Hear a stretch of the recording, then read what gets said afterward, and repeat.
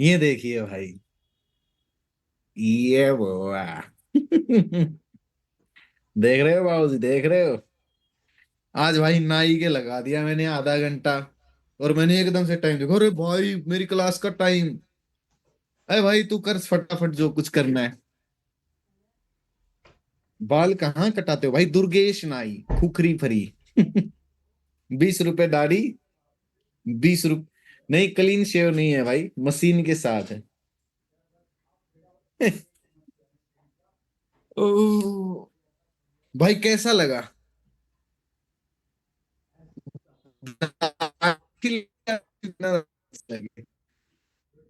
आपका honest opinion है। दाढ़ी अच्छी लगती है, मुझे पता है भाई। लेकिन 2 दिन के बाद फिर हो जाएगी। जो हल्की हल्की दाढ़ी होती है ना, मुझे अच्छी लगती है। तो 2 दिन के बाद वही हो जाएगी। अभी आपको वीडियो में भी ज्यादा ही लग रही है, लेकिन इतनी छोटी नहीं करवाई है, मतलब मशीन से ही कटवाई है। फोटो खींच लिया, अब की बार बहुत बड़ी हो गई थी। चलिए शुरू करें भाई क्लास को।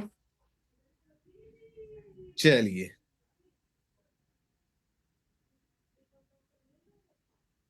अपन ऐसे ही मस्ती मजाक करते रहते हैं भाई। यहां से शुरू होंगे ना, हम छठी क्लास है ना हमारी।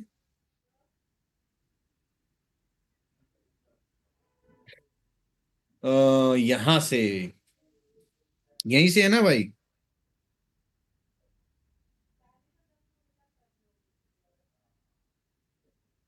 स्क्रीनशॉट लीजिए। भाई कोई डरा हुआ है क्या मार्केट को देख के? मार्केट गिरे डरे हुए हो? अरे भाई मेरे स्टूडेंट हो के डरना क्या? अब अभी आप नए आए हो क्लास में। थोड़ा सा बच जाओ। अब की बार ये जो आग है थोड़ी सी सेक लो, उसके बाद कर लेंगे। मेरे पास बहुत तरीके हैं भाई कवर करने के। आगे आगे सिखा दूंगा, क्योंकि ये बैच लेने के बाद मैं फ्री हो जाऊंगा थोड़ा सा। उसके बाद मैं बीच बीच में क्लास लूंगा, जैसे 2 महीने में एक क्लास ले दी, 4 महीने में 2 3 क्लास ले दी, वो अलग अलग चीजें। तो उसमें बहुत तरीके हैं यार शेयर मार्केट में कवर करने के। अभी तो मैं थोड़ा सा व्यस्त चल रहा हूँ, वरना मैं दिखाता आपको। और इतना डरने की जरूरत नहीं है भाई। ग्रुप के साथ बने रहना आप अपने, उसमें मैं बहुत सारी ये चीजें बताता रहता हूँ। टेंशन लेने की जरूरत नहीं है। मेरे को भाई बहुत, मेरे को लॉस से ये मान के चलो आप, 30 35 लाख रुपए का लॉस है किसी को।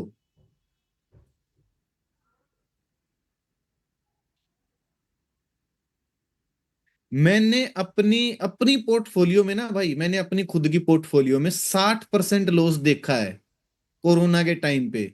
मतलब आप सोचिए, अगर आपका 20 लाख का पोर्टफोलियो तो 12 13 लाख रुपए माइनस।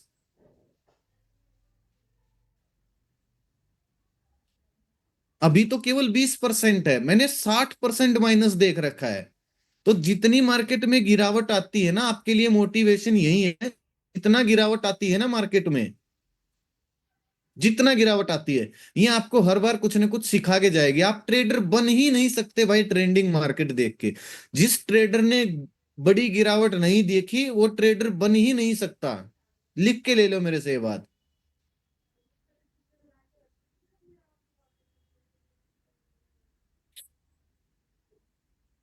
प्रॉफिट मैंने कितना देखा भाई, मैंने बताया तो था, 50 60 लाख का प्रॉफिट मैंने स्विंग ट्रेड से बनाया है पिछले 1.5 2 साल में। एक एक डीमेट अकाउंट में 40 45 लाख का।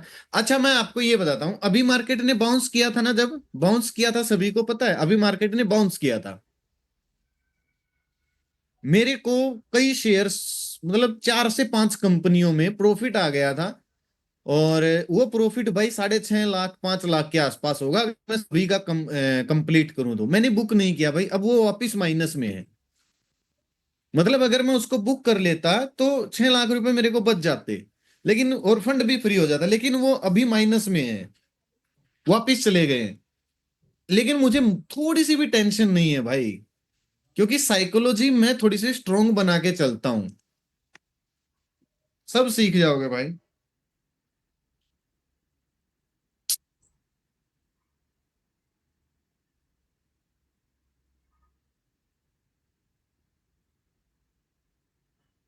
सबसे ज्यादा प्रॉफिट मुझे हुआ है रिलायंस में। मेरे ख्याल से 7 लाख का 8 लाख का था एक पोर्टफोलियो में, 4 लाख के आसपास एक था। भाई मैं इनसे ना कॉल बेच बेच के इंश्योरेंस कमाता रहता हूँ। हालांकि ज्यादातर कॉल में लॉस हो जाता है ऑप्शन ट्रेडिंग में, क्योंकि फिर शेयर प्रॉफिट हो जाता है। ये एक तरीका है, मैं आपको सिखाऊंगा, अभी मुझे टाइम नहीं है। अगर मेरे मेरे को क्लास ना लेनी हो, मेरे को ग्रुप में मैसेज ना डालने हो, तो भाई मैं अपनी कैपिटल को हर 1.5 साल में डबल कर सकता हूँ। मतलब मैं घमंड की बात नहीं बोलनी चाहिए, मैंने करके देखी है, मतलब इतना मुश्किल नहीं है। धीरे धीरे आपको भी ऐसा ही लगना शुरू हो जाएगा।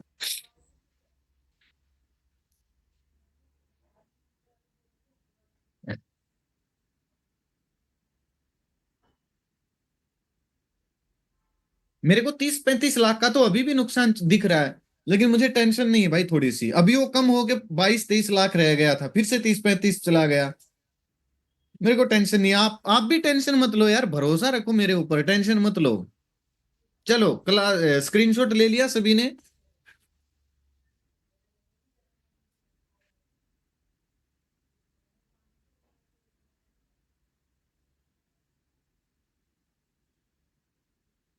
मूविंग एवरेज के बारे में हम बताते हैं अब। पहली बात तो समझिएगा, मूविंग एवरेज भाई एल्गो ट्रेडर का सेटअप होता है।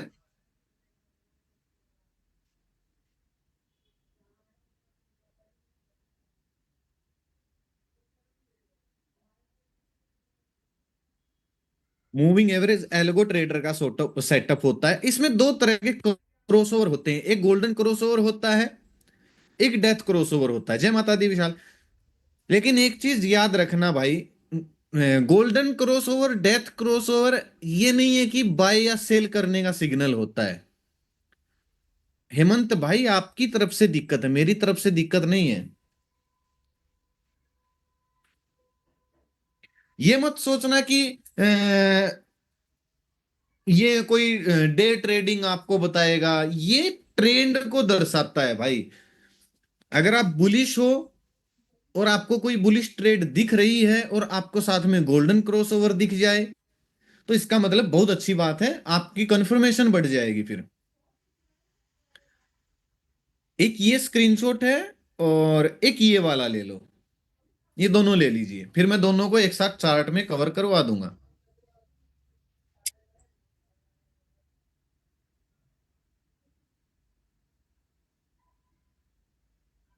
ललित भाई एल्गो ट्रेडिंग जो सॉफ्टवेयर बेस्ड ट्रेडिंग करते हैं।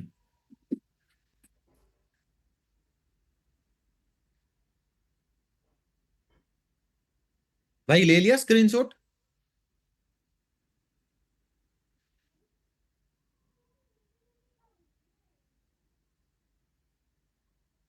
HCL टेक डिमांड जोन में आया, आज डिजिटल के पास है।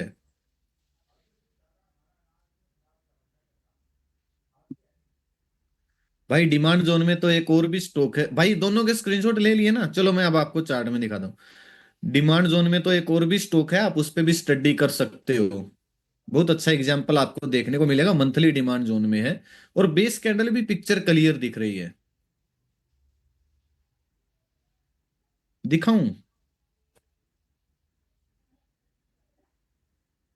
भाई ये ग्लोबल मार्केट में क्या चला पता है आपको? कितना एकदम से बाउंस कर गया था भाई, 1000 पॉइंट प्लस हो गया, 1000 पॉइंट माइनस से। हमारी गिफ्ट निफ्टी भी। वो बताई फिर कि कोई फेक न्यूज है। अभी भी प्लस में है ये, नहीं तो माइनस में था।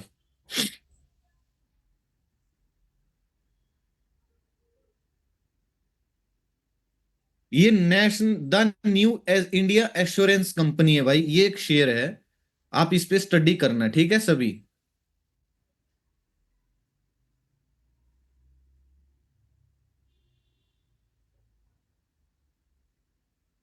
ये मंथली डिमांड जोन के अंदर है।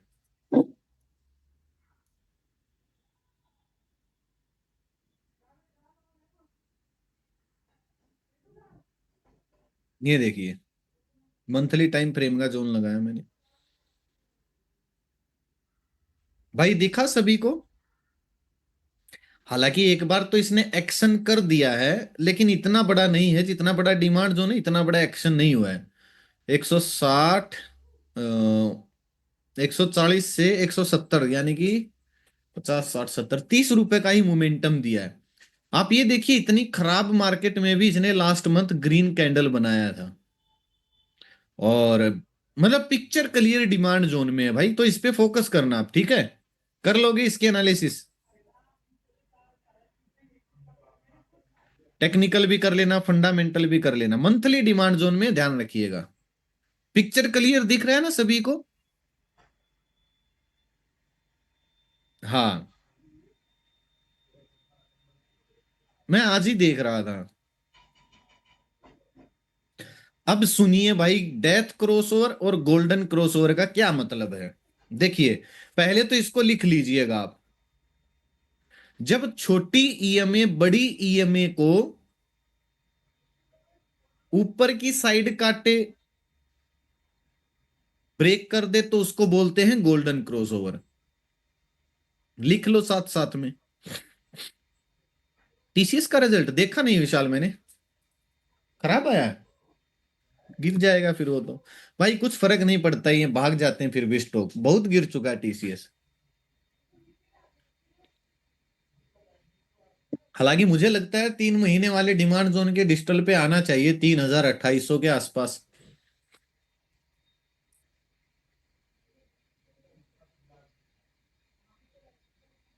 नहीं भाई, जीगने भाई, वो गिरा नहीं है, सीमंस गिरा नहीं है 42%। वो डीमर्जर हुआ है, जैसे टीसीएस ने अपने होटल बिजनेस को एक एक साइड कर दिया था ना। जैसे रिलायंस ने जियो को निकाल दिया था, जैसे इस ऐसे ही इसने सीमेंस ने अपने एनर्जी सेक्टर को अलग कर दिया, एनर्जी बिजनेस को, वो डीमर्जर हुआ है। हाँ, आप स्प्लिट बोल लीजिए, कुछ भी बोल लीजिए, स्प्लिट अलग होता है वैसे।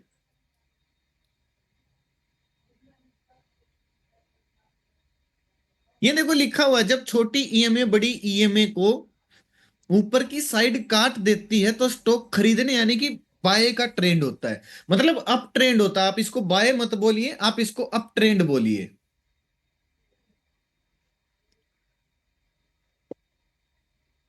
और ऐसे ही जब छोटी ईएमए बड़ी ईएमए को नीचे की साइड काट देती है तो स्टॉक बेचने, यानी कि डाउन ट्रेंड का टाइम आ जाता है।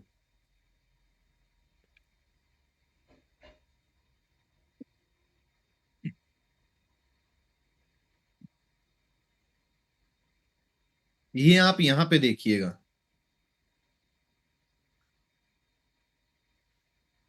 पेंसिल कहाँ गई हमारी? ये क्या हुआ है भाई? पहली बात तो मूविंग एवरेज सबको पता है तीनों का, सबको पता है तीनों मूविंग एवरेज के बारे में। कौन सी कितने की है, समझ में आ रही है?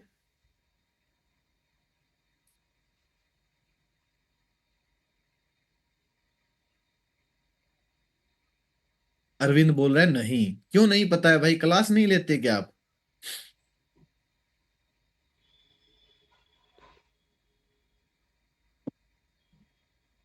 लेते हो तो आपको ये नहीं पता कि ये मूविंग एवरेज कौन कौन सी है?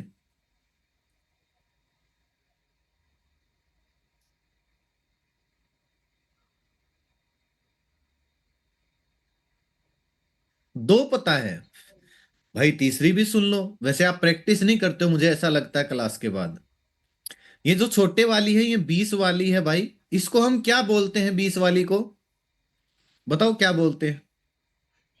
भूल गए मुझे लगता है कुछ लोग।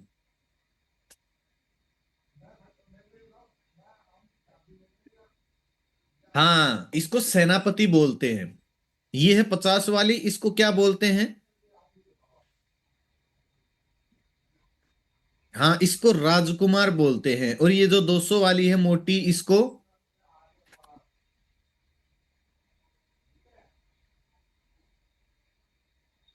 हाँ, इसको किंग बोलते हैं, राजा।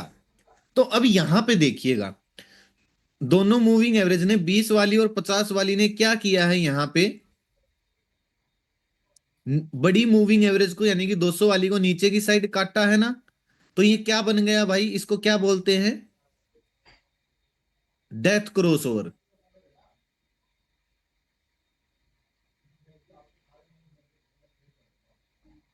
आई बात समझ में?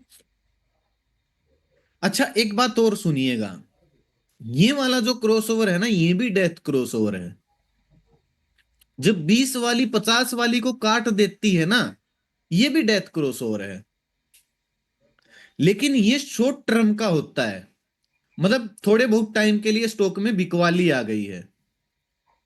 लेकिन अगर ये 200 वाली को काट देती है, इसका मतलब थोड़े से बड़े समय, मतलब लंबे समय तक ये बिकवाली शुरू हो गई है, डाउन ट्रेंड शुरू हो गया है। जब डेथ क्रॉसओवर होता है ना भाई, उसके बाद ये मूविंग एवरेज रेजिस्टेंस का काम करना शुरू कर देती हैं। ये लिख लेना आप साथ साथ में ये पॉइंट।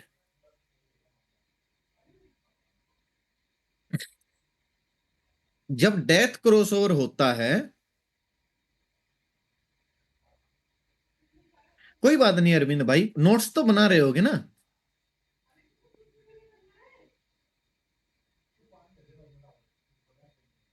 बाद में कर लेना भाई रिवीजन, लेकिन प्रैक्टिस ग्रुप में पूछते रहा करो। अगर आपको कोई समझ में नहीं आता ना, प्रैक्टिस ग्रुप में पूछते रहा करो, आपको रिमाइंडर होता रहेगा फिर।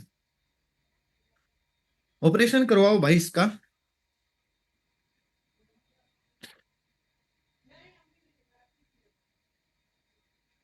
भाई समझ में आया? डेथ क्रॉसओवर कब होता है? जब छोटी मूविंग एवरेज बड़ी मूविंग एवरेज को नीचे की साइड काट देती है। रविंद्रा, क्लास वाले ग्रुप में सबसे पहला जो मैसेज है वो प्रैक्टिस ग्रुप का लिंक ही है। जब छोटी मूविंग एवरेज बड़ी मूविंग एवरेज को नीचे की साइड काट देती हैं, तो डेथ क्रॉसओवर बनता है। और जब डेथ क्रॉसओवर बनता है, तो ये मूविंग एवरेज रेजिस्टेंस का काम करना शुरू कर देती है। रेजिस्टेंस मतलब क्या है? ये जब नीचे जाके जब जब इन मूविंग एवरेज को टच करेंगी, तब तब स्टॉक नीचे जाता रहेगा। लिख लिया सभी ने?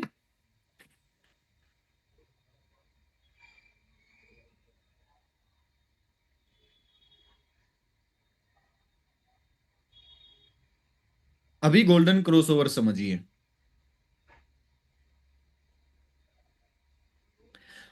जितेंद्र, क्या रिपीट करना जितेंद्र?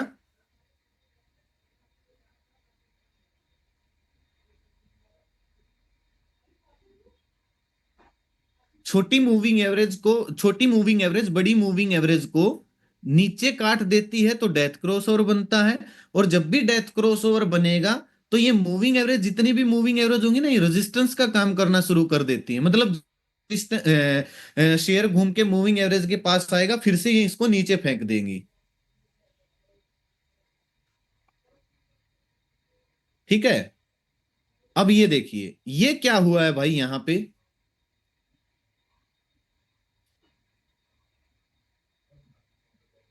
क्या हुआ है भाई यहां पे?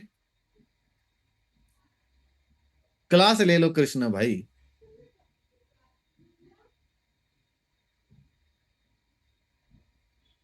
इसको बोलते हैं गोल्डन क्रॉसओवर। इसका मतलब होता है कि स्टॉक के अंदर अब अप ट्रेंड शुरू हो गया है। क्या शुरू हो गया है? अप ट्रेंड शुरू हो गया है। अभी आप एक चीज और नोटिस करना भाई, जैसे मीनाक्षी बोल रही है, इस गोल्डन क्रॉसओवर के साथ आपको एक और चीज दिख रही है। वो क्या दिख रही है?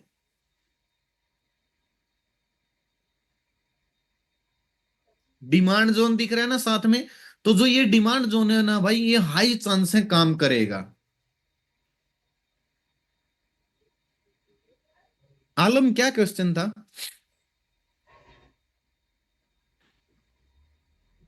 क्योंकि गोल्डन क्रॉसओवर के साथ डिमांड जोन मिल जाए, और डेथ क्रॉसओवर के साथ सप्लाई जोन मिल जाए, तो बहुत अच्छा काम करते हैं। ये भी लिख लो साथ में।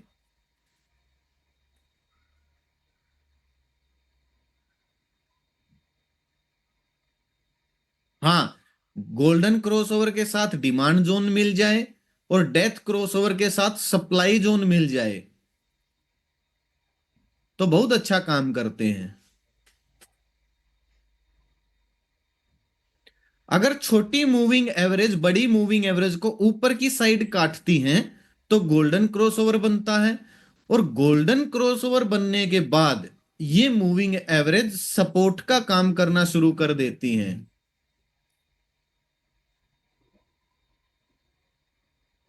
कोई बात नहीं भाई।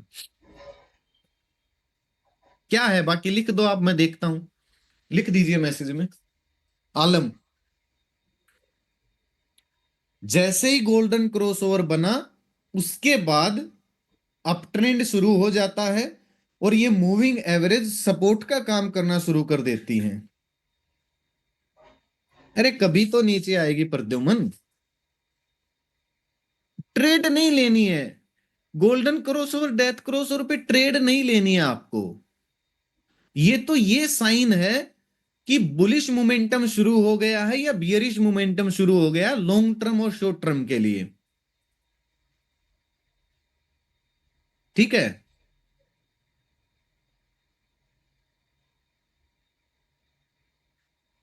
ट्रेड लेने का एक अलग तरीका है, वो मैं आपको सिखाऊंगा, मूविंग एवरेज का स्पेशल है वो।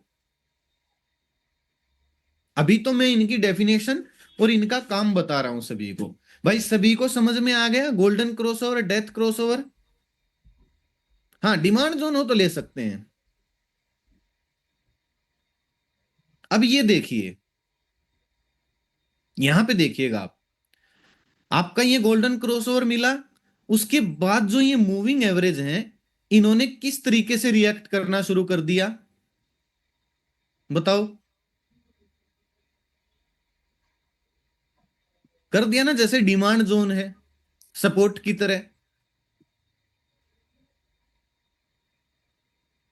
और ऐसे ही इस डेथ क्रॉसओवर के बाद क्या रिएक्शन शुरू हो गया। बहुत पेशेंस चाहिए भाई इनका सही इस्तेमाल करने के लिए, बहुत पेशेंस चाहिए। हो गया सभी का क्लियर। हाँ, रेजिस्टेंस यानी कि सप्लाई जोन की तरह। अभी इसमें एक एक्सेप्शन है भाई, वो लिख लीजिए। एक एक्सेप्शन है वो लिख लीजिए।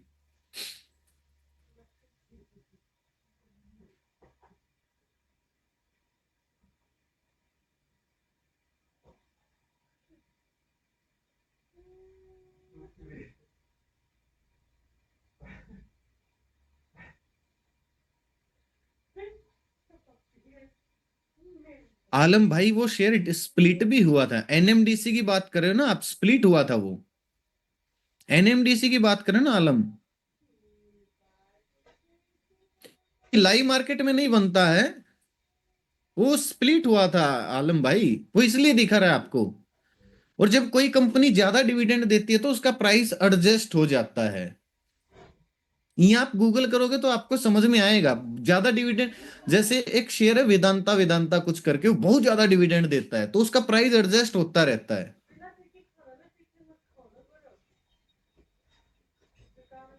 डेफिनेशन अंकुर भाई इस पे लिखी हुई है स्लाइड पे, मैं अभी दिखाऊंगा आपको। बाकी मैं देखता हूं आपको क्या बताना चाहते हो, मैं एनएमडीसी का चार्ट ओपन कर लूंगा। भाई एक्सेप्शन लिखिएगा एक बार। ये है 200 दिन का मूविंग एवरेज,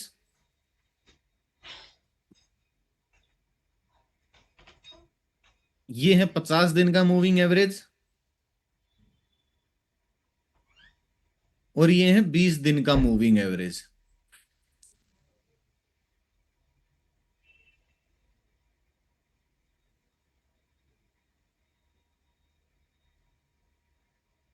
अब ये दो तरह के डेथ क्रॉसओवर दिखेंगे आपको, दिखे सभी को दो तरह के डेथ क्रॉसओवर।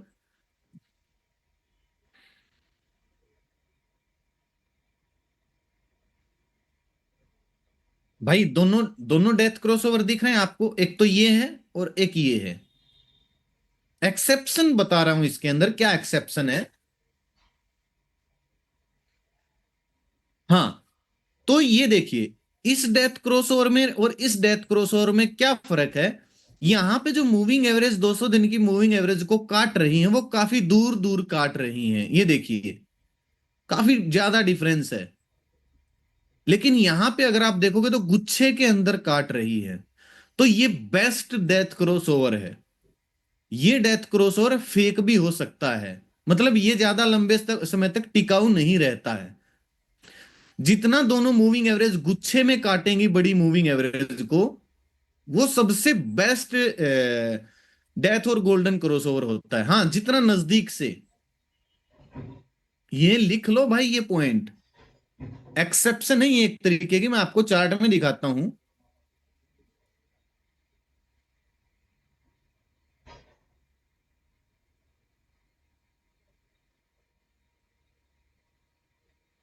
ये देखिए, ये दोनों क्या हैं भाई, क्या हैं ये दोनों जो मैंने अभी अभी मार्क किए?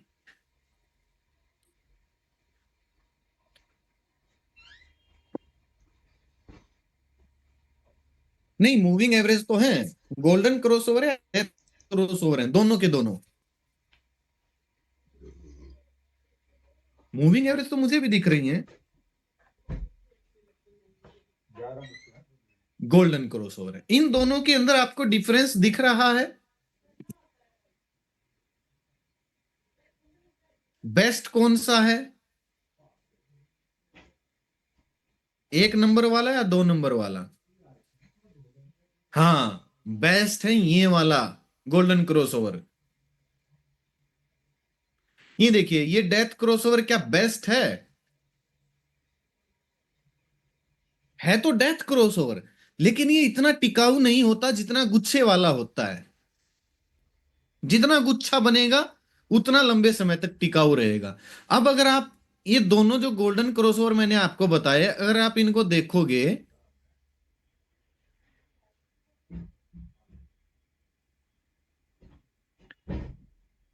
देखो इस गोल्डन क्रॉसओवर ने बढ़िया काम किया या इसने किया? मोमेंटम इसने भी दिया है, मोमेंटम इस डेथ क्रॉसओवर ने भी दिया है, लेकिन सेकंड वाले में देखिए कितना बढ़िया मोमेंटम आया। ऐसे ही मैं आपको कुछ और एग्जांपल दे देता हूं। ये देखिए,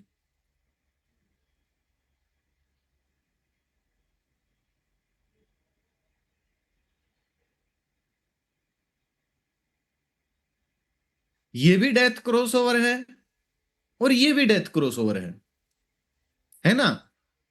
लेकिन दोनों में फर्क दिख रहा है आपको?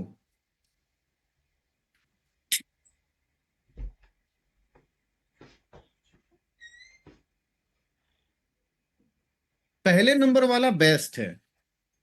एक्सेप्शन समझ में आई सभी को?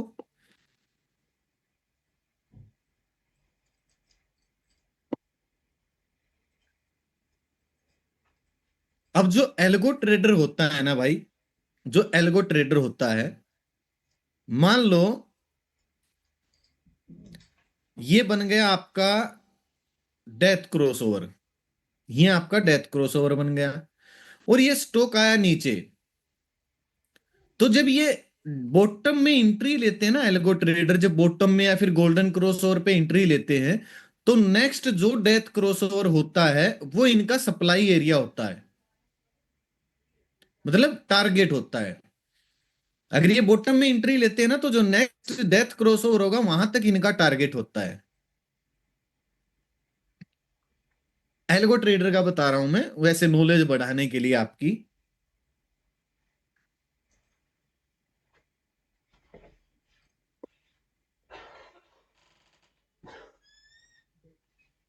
मैं दिखाता हूं आपको चार्ट में।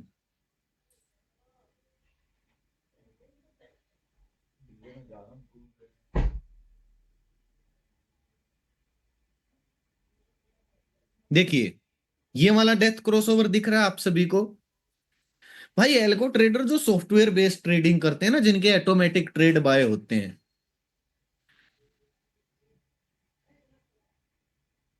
ये दिखा। अब ये नीचे आया, नीचे आने के बाद मान लो यहां पे या फिर यहां पे अगर एल्गो ट्रेडर ने एंट्री ली है, तो ये जो डेथ क्रॉसओवर वाला एरिया है ना, ये उनका टारगेट हो जाएगा। आया अब समझ में? मतलब वो यहां पे प्रॉफिट बुकिंग कर लेंगे।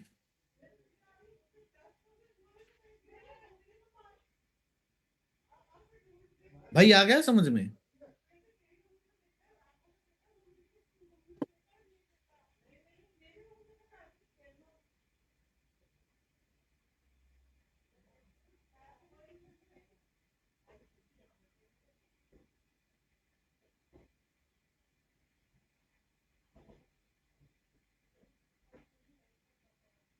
हाँ, गोल्डन क्रॉसओवर की जो प्रॉफिट बुकिंग होगी वो नेक्स्ट डेथ क्रॉसओवर के पास होगी। और डेथ क्रॉसओवर वाली जो प्रॉफिट बुकिंग होगी वो नेक्स्ट गोल्डन क्रॉसओवर के पास होगी। टाइम फ्रेम अलग अलग होता है भाई, अलग अलग टाइम फ्रेम में आपको अलग अलग दिखेगा। अब अगर आप यहाँ पे देखोगे, अब टाइम फ्रेम उनकी सॉफ्टवेयर बेस्ड स्ट्रेटेजी होती है, इसलिए मैं इनके ऊपर ज्यादा काम नहीं करता हूँ। अब देखिए, जो उन्होंने डेथ क्रॉसओवर पे एंट्री ली होगी यहाँ पे एक दिन के टाइम फ्रेम में, हो सकता है इस गोल्डन क्रॉसओवर तक उनका टारगेट हो, यहां से फिर से भगा देंगे। क्यों? क्योंकि यहाँ पे मंथली डिमांड जोन भी आ रहा है।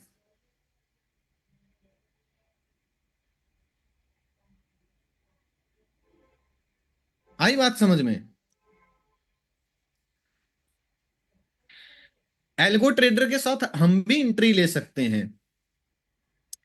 आलम भाई देखिए, ये स्प्लिट हुआ था, ये इस दिन 23 दिसंबर को स्प्लिट हुआ था ये एनएमडीसी का।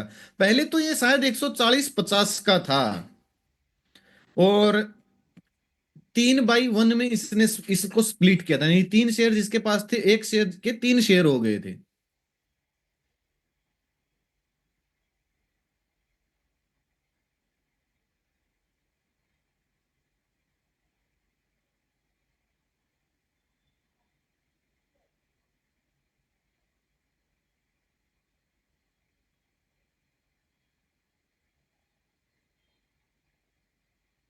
अरे स्प्लिट का कुछ नहीं है भाई अभिषेक, अभी समझ में नहीं आएगा। स्प्लिट का मतलब होता है जब जो महंगा शेयर हो जाता है उसको तोड़ देते हैं कई हिस्सों में।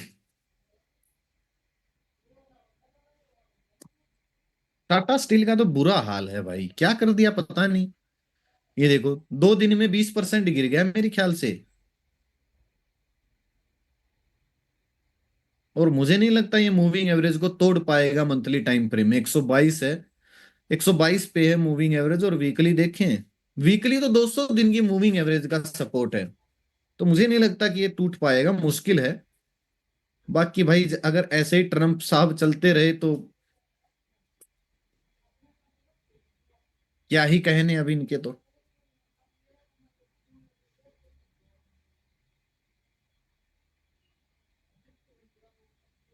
हाँ हाँ, स्प्लिट और डिविडेंड अलग अलग चीज होती है। डिविडेंड कंपनी को अगर अच्छा प्रॉफिट हो जाता है तो लाभांश बोलते हैं, कुछ हिस्सा कंपनी इन्वेस्टर के अंदर बांट देती है। स्प्लिट का मतलब होता है जब कोई शेयर ज्यादा महंगा हो जाता है, सभी इन्वेस्टर खरीद नहीं पाते तो उसको कई हिस्सों में तोड़ देते हैं। अभी रिलायंस का क्या हुआ है पता है आपको? रिलायंस 1200 का क्यों हो गया? 2600 का शेयर, 2400 का शेयर 1200 का क्यों हो गया?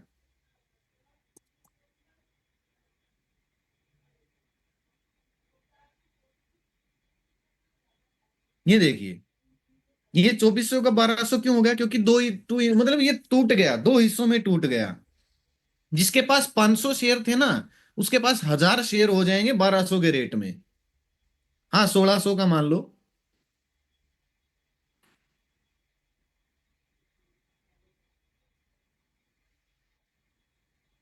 फायदा उसका कुछ नहीं होता है भाई, फायदा उसका ये होता है कि फिर नॉर्मल जो ट्रेडर होते हैं जिनके पास कम पैसे हैं वो भी इन्वेस्टमेंट करना शुरू कर देते हैं।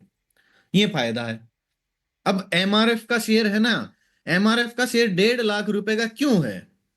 एमआरएफ का शेयर 1.5 लाख रुपए का क्यों है?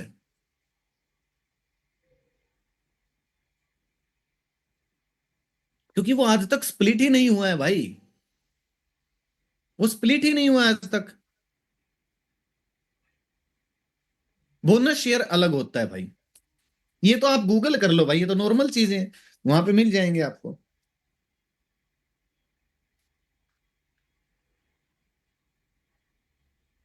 हाँ, वॉल्यूम बढ़ाने के लिए। अब एमआरएफ का दिखाता हूं मैं आपको। एमआरएफ का 1.5 लाख रुपए का शेयर, आप में से कितने लोग इन्वेस्ट करना पसंद करेंगे? 1.5 लाख रुपए का एक शेयर आएगा, बताओ कितने लोग इन्वेस्ट करना पसंद करेंगे?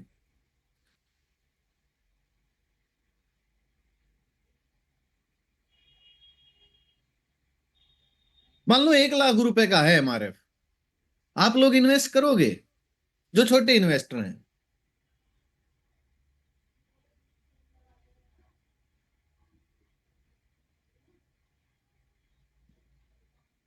लेकिन अगर एमआरएफ को 20 की रेशियो में स्प्लिट कर दे और ये 5,000 का शेयर हो जाएगा, फिर जो एमआरएफ को अगर 20 की रेशियो में स्प्लिट कर देंगे तो 5,000 का हो जाएगा, फिर आप इन्वेस्ट कर सकते हो, इसमें कर सकते हो या नहीं कर सकते हो?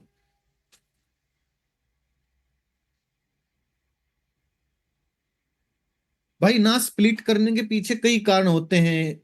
एक तरीके से कंपनी की रेपुटेशन मान लो, कि भाई हम तो करते ही, हम चाहते ही नहीं है कि छोटे इन्वेस्टर हमारे शेयर को खरीदे, हम तो चाहते हैं बड़े बड़े इन्वेस्टर हमारे शेयर को खरीदे। वॉल्यूम कम रहती है इसमें। एक शेयर है मेरे ख्याल से बालकृष्ण हाथवे हाथवे ऐसा कुछ करके, क्या नाम उस शेयर का? वो वॉरेन बफेट का है शायद।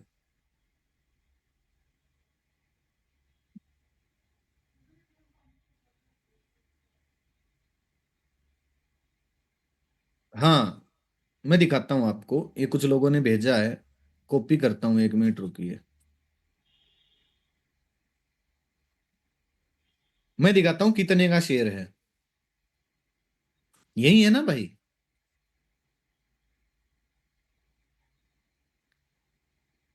अरे भाई ये क्या हो गया, ये तो नहीं है शायद।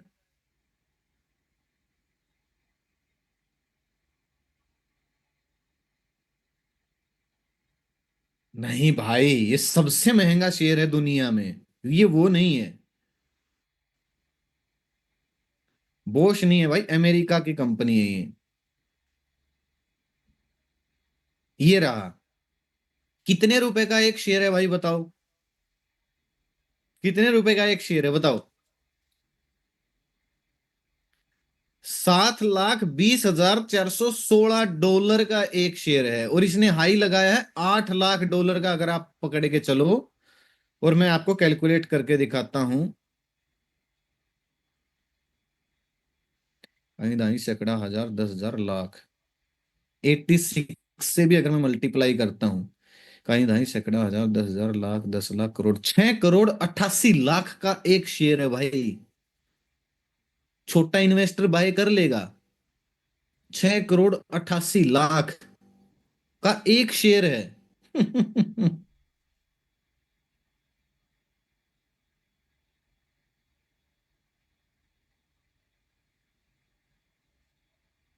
और ये अगर आप देखोगे, आज तक ये स्प्लिट ही नहीं हुआ है। 1980 में $234 का एक शेयर था, 1980 की बात है भाई। उस समय डॉलर मेरी ख्याल से 20 रुपए, 20 रुपए का होता होगा।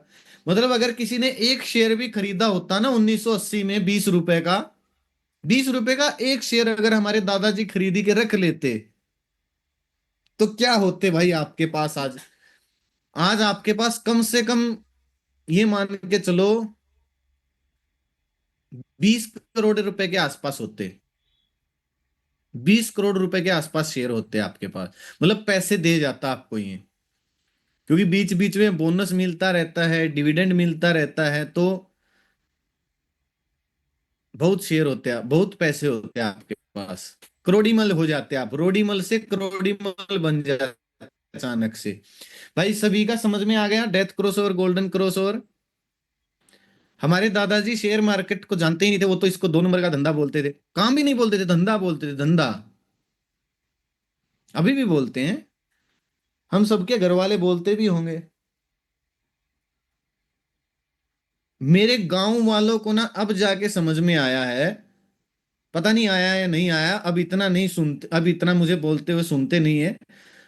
लेकिन वो जुआरी ही बोलते थे, मतलब सट्टेबाज जुआरी, ऐसा कुछ कुछ कुछ बोलने शुरू कर दिया था उन्होंने मुझे, पूरे गांव वालों ने। क्योंकि मैंने गाड़ी ले ली थी, घर बना लिया, या फिर मतलब ठीक ठाक कमाने लग गए भगवान की दया से, तो वो जुआरी ही बोलने लग गए, ये तो 2 नंबर का काम करता है शेयर मार्केट में, ये तो सट्टा खेलता है। अब नहीं बोलते हैं, क्योंकि यूट्यूब वगैरह पे वीडियो देख लेते हैं, और थोड़ी थोड़ी अवेयरनेस बढ़ भी रही है भाई।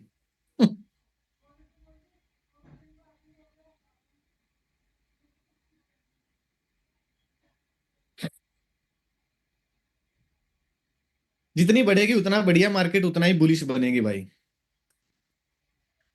एक बार स्क्रीनशॉट ले लीजिए इसका।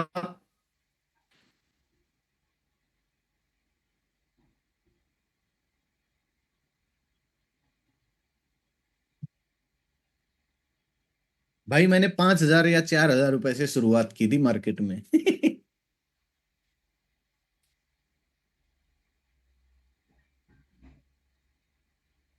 धीरे धीरे करके उसको 8-10 लाख तक लेके गया। फिर वो खत्म हो गए, 7 लाख, पता नहीं 6 लाख का नुकसान हुआ था मुझे। और डिप्रेशन में आ गया फिर मैं, एक तरीके से कॉल टिप्स वालों के चक्कर में। इसीलिए मैंने आज तक किसी को ये नहीं बोला है कि चलिए मैं तेरे को कॉल टिप्स देता हूं, तू मेरे को इतने पैसे दीजिए।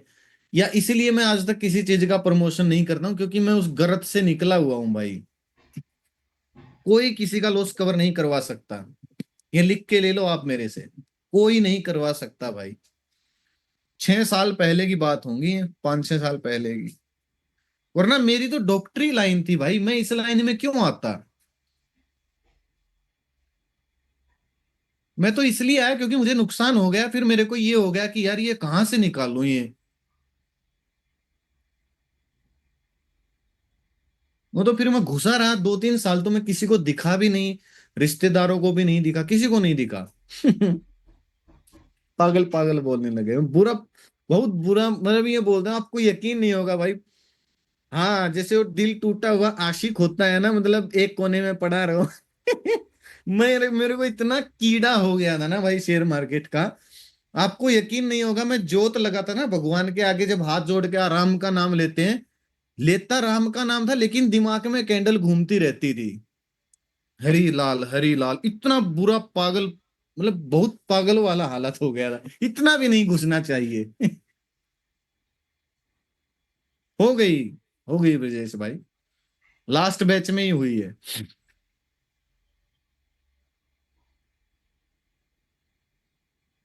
क्या पता कहाँ कहाँ से सीखा भाई, कभी यूट्यूब से, कभी किसी से, कभी किसी से। किसी का इतना सिखाया काम नहीं आता जितना आप खुद से एक्सपीरियंस लोगे ना। कृष्णा भाई लिया करो स्क्रीनशॉट, मैं हर रोज पुरानी क्लासों के स्क्रीनशॉट नहीं दूंगा बार बार। आप 20 बार मैसेज कर चुके हो इधर।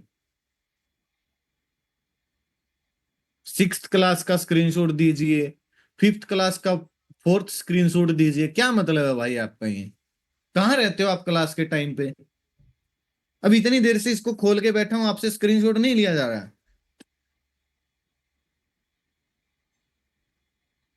बिल्कुल बोलता था सुमित भाई, माता रानी मुझे भी प्रॉफिटेबल बना दो, चांदी का छत्तर चढ़ाने आऊंगा। फिर मैं चढ़ा के भी आया भाई, चांदी का 1 किलो का छत्तर चढ़ा के आया माता रानी पे, जब मैं प्रॉफिटेबल हुआ। मेरी सुन ली माता रानी ने।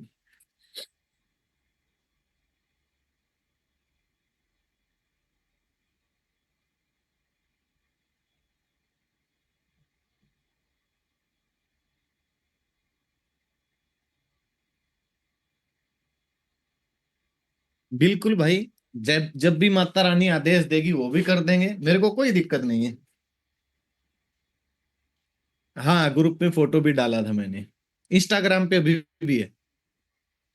Price action point, base candle, 2 point है भाई यहाँ पे, दोनों को ध्यान में दीजिएगा।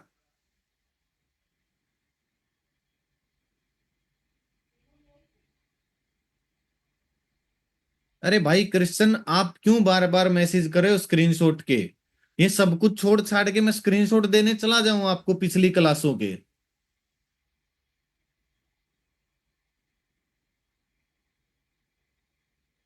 न्यूज देखो पंकज भाई।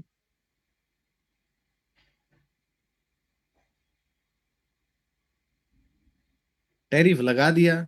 पंकज भाई आप कहाँ रहते हो। हाँ तो लास्ट में लीजिएगा इस क्लास का स्क्रीनशॉट। अभी क्लास में हो तो आगे पढ़ते रहिए आराम से। पहला पॉइंट क्या है भाई, एक बेस कैंडल बनाकर स्टॉक सीधा गिरे। एक बेस कैंडल बनाई और धड़ाम से गिर गया, वो तो हो गई हमारी बेस कैंडल, जो हो गई वो प्राइस एक्शन कैंडल हो गई। दूसरा पॉइंट क्या है, एक बेस कैंडल ना बनाकर स्टॉक लगातार खड़ा खड़ा गिर जाए, जिसके गिरने में लाल रंग की कैंडल ज्यादा हो, हरे रंग की कम हो। कुछ लोग मुझे जो प्राइस एक्शन या फिर डिमांड और सप्लाई एरिया के एरिया के बारे में मैंने बात की थी ना, तो उसमें कुछ लोग बोल रहे थे सर कितना गिरना चाहिए, कैसे पता करेंगे सप्लाई एरिया है, कैसे पता करेंगे डिमांड एरिया है। तो एक तरीका ये भी है कि गिरावट में अगर आप देखते हो लाल कैंडल ज्यादा है, हरे रंग की कम है, तो जहां से वो शेयर गिरना शुरू हुआ ना भाई, वो हो गया आपका प्राइस एक्शन एरिया। यानी इसमें प्राइस एक्शन की जगह कोई कैंडल नहीं होती है, बल्कि प्राइस एक्शन का पूरा जोन होता है, एरिया होता है। यानी एक ऐसा जोन जहां से किसी स्टॉक ने कई दिन समय बिताया हो, उसके बाद एकदम से या तो वहां से वो गिरा हो या एकदम से वहां से भागा हो। हाँ, एक तरीके से बॉक्स स्ट्रेटजी से काफी मिलती जुलती है। मार्किंग तो मैंने इसके बारे में आपको बता दी थी, मैं थोड़ा सा एक बार फिर से दिखा देता हूं। ये डाउ जोन्स फिर से गया भाई, ये हरामी है, ये पता नहीं क्या है। एक दिन के टाइम फ्रेम में ये आपको ज्यादा मिलेगा।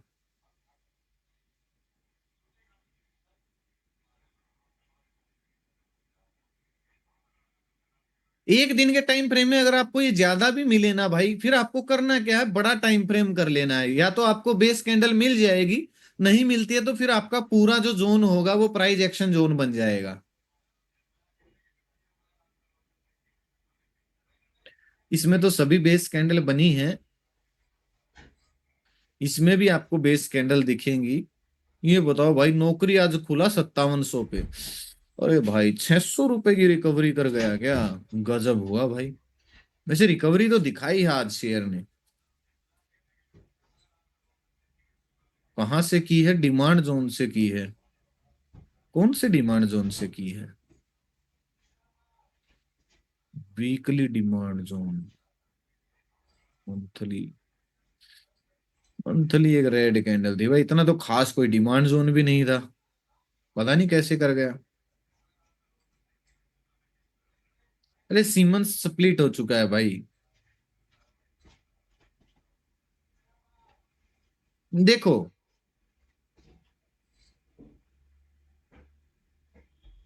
अभी वो जोन तो हम कहाँ से ढूंढेंगे, मैं खाली एग्जांपल आपको दे देता हूँ।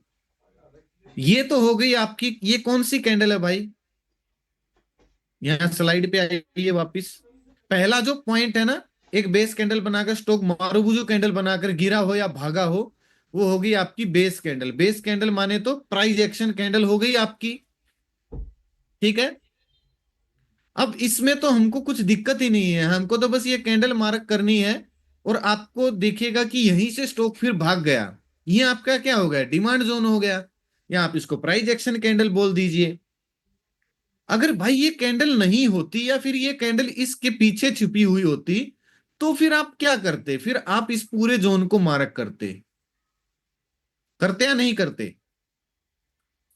तो जो आपने ये जोन मार्क किया है, क्योंकि इसमें समय बिताने के बाद स्टॉक ने ब्लास्ट दिखाया है, तो ये पूरा एरिया आपका प्राइस एक्शन एरिया बन गया, जहां जिस एरिया के बाद किसी स्टॉक के अंदर एक्शन हुआ हो। एक दिन के टाइम फ्रेम में आपको बहुत ज्यादा मिलेगा ये।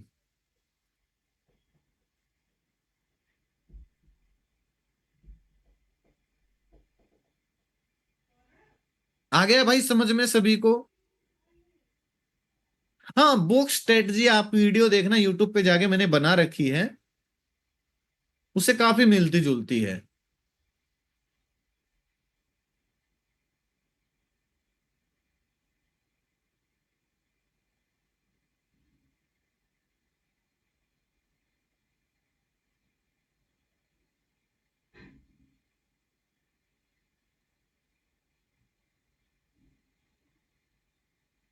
मैं आपको एक थोड़ा सा एग्जांपल देता हूं, ये देखिए। अब मुझे ये बताओ, यहां पे आपको कोई प्रॉपर प्राइस एक्शन कैंडल दिख रही है, बेस कैंडल दिख रही है कोई प्रॉपर मार्किंग करने की? नहीं दिख रही है। लेकिन इसके बाद भाई गिरावट तो अच्छी खासी हुई है या नहीं हुई है? हुई है ना गिरावट। गिरने में लाल रंग की कैंडल ज्यादा हो, हरे रंग की कम हो। अब इतनी गिरावट हुई है लेकिन बेस कैंडल नहीं है। पहला ऑप्शन क्या है, आप इसको वीकली टाइम फ्रेम कर लीजिए। फिर भी अगर आपको बेस कैंडल नहीं मिलती तो दूसरा ऑप्शन क्या है, आप इस पूरे जोन को मार्क करना पड़ेगा। और ये जोन आपका क्या बन गया, लिख के भेजो अब सभी, क्या बन गए हैं जोन आपका?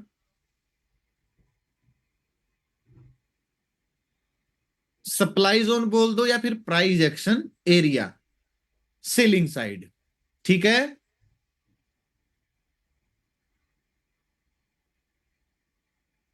ये भी एक्सेप्शन है, इसको भी, इसका भी स्क्रीनशॉट लो, एक्सेप्शन है ये भी।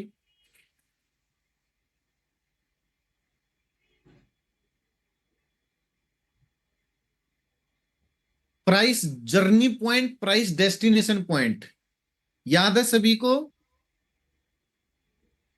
Price journey point, price destination point याद है सभी को? भूल गए? याद है, अच्छी बात है।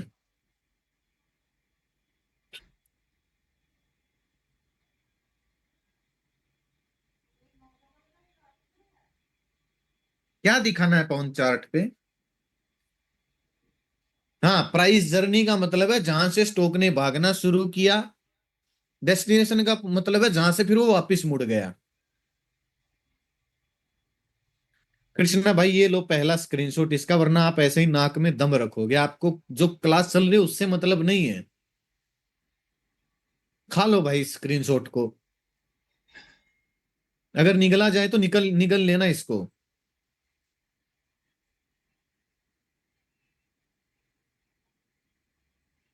बिल्कुल सागर भाई। प्राइस जर्नी पॉइंट यानी कि यानी जहां से स्टॉक के प्राइस में बुलिश ट्रेंड शुरू हुआ। और प्राइस डेस्टिनेशन पॉइंट यानी जहां जाकर स्टॉक का प्राइस वापस गिरने लगा।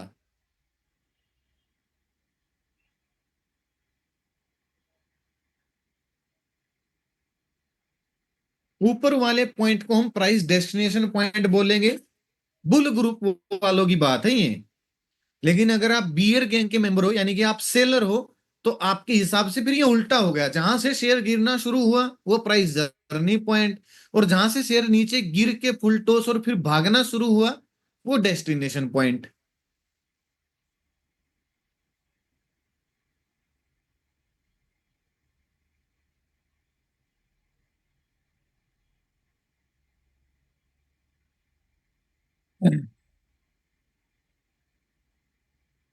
ये जो प्रॉपर ट्रेंड होता है ना भाई,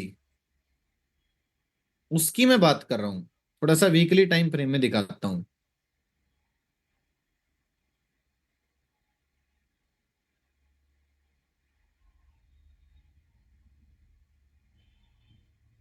price action point, sorry, price journey point और डेस्टिनेशन पॉइंट का एक बेनिफिट ये है कि इसमें लोअर में एंट्री होती है।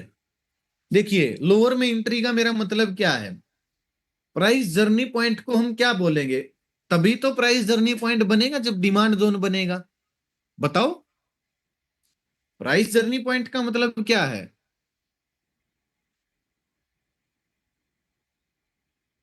प्राइस जर्नी पॉइंट का मतलब है डिमांड जोन जहां पे बना है, फ्रेश डिमांड जोन। तो इसमें ना लोअर में एंट्री होती है आपकी। देखिए ये स्टॉक यहां से शुरू हुआ,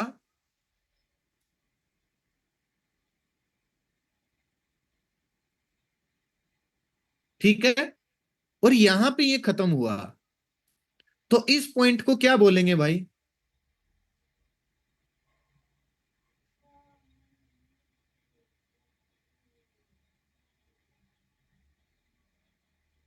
हाँ, प्राइस जर्नी पॉइंट। और इस पॉइंट को क्या बोलेंगे? Destination point. Price destination point, ठीक है। अब समझिएगा बात को, डेस्टिनेशन का मतलब ही सप्लाई जोन है भाई। जर्नी का मतलब ही डिमांड जोन है। बात समझे या नहीं समझे?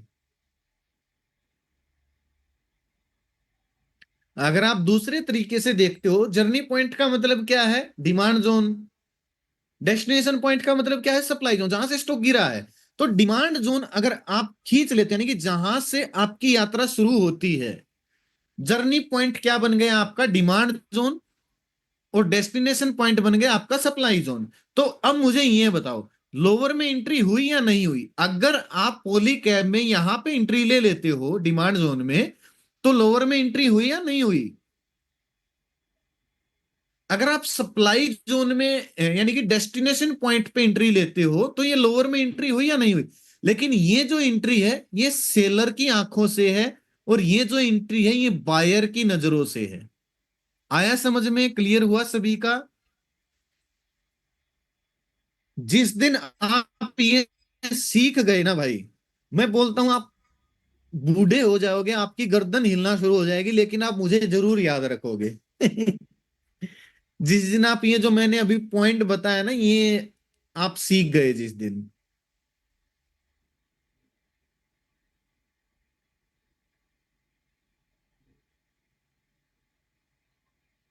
सही है पंकज भाई, सिखा दो।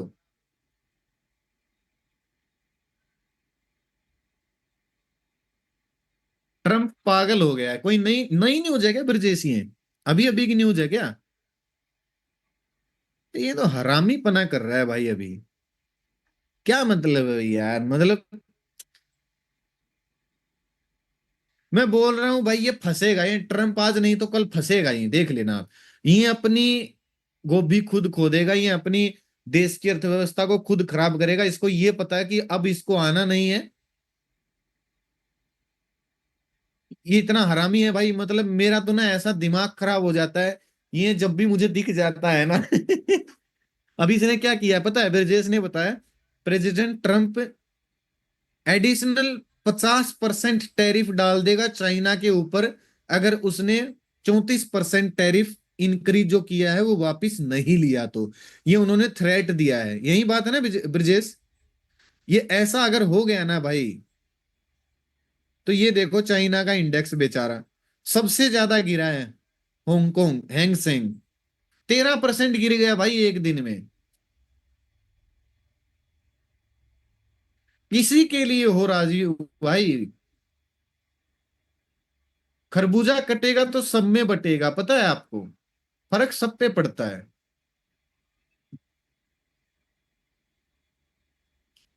कुछ भी हो भाई, मुझे तो बहुत खराब लगा ये। इसको उतार उतूर दो यार, कुछ तो करो इसके साथ। मुझे कोई दिक्कत नहीं है। हाँ, ईगो वाला बंदा है भाई, बिजनेसमैन है, इसको क्या फर्क पड़ता है? मुझे तो क्या दिक्कत है? अब देखिए मेरे को नुकसान चल रहा है, छोटी सी बात समझिएगा, आप बिना बात के परेशान हो रहे हो। अभी आज से 5-6 दिन पहले आपने क्या सोचा था यार? 4 महीने में मेरा लॉस कवर हो जाएगा, यही सोचा था ना? या 6 महीने में आपका लॉस कवर हो जाएगा, मार्केट पूरा रिकवर कर देगी। अब मार्केट गिर गई है, 5-10 दिन मार्केट और गिर जाती है, तो फिर क्या होगा? ज्यादा से ज्यादा पहले 5 महीने बोल रहे थे, अब 7 महीने हो जाएगा। 2 महीने एक्स्ट्रा बढ़ जाएंगे, इससे ज्यादा तो बढ़ेंगे नहीं। तुम गोबर खा लो सालो, ये ट्रम्प वरम्प जितना खाया जाए उतना खा लो, सड़ा हुआ गोबर खाओ। यार दिमाग खराब ससुरा। जाएगा ऊपर ही मार्केट। करना चाहिए चंद्रेश अभी, क्योंकि मार्केट खराब चल रही है। अब सुनिए भाई, waste area in supply and demand zone. Waste area in supply and demand zone. Waste area समझते हो? जहां चार्ट में कुछ समझ नहीं आ रहा हो, बिल्कुल बेकार बेकार कैंडल बन रही हो, वीक या टूटा फूटा डिमांड और सप्लाई जोन हो, जिसमें कोई प्राइस एक्शन कैंडल ना बनी हो। एक ऐसा डिमांड सप्लाई जोन जो ना प्राइस को भगा सकता है, ना गिरते हुए प्राइस को रोक सकता है। और ये ज्यादातर आपको एक दिन के टाइम फ्रेम में मिलता है। ऐसे डिमांड और सप्लाई जोन से हमें बचना चाहिए। और आपको हैरानी होगी भाई ये बात जान के, डिमांड सप्लाई सीखने वाले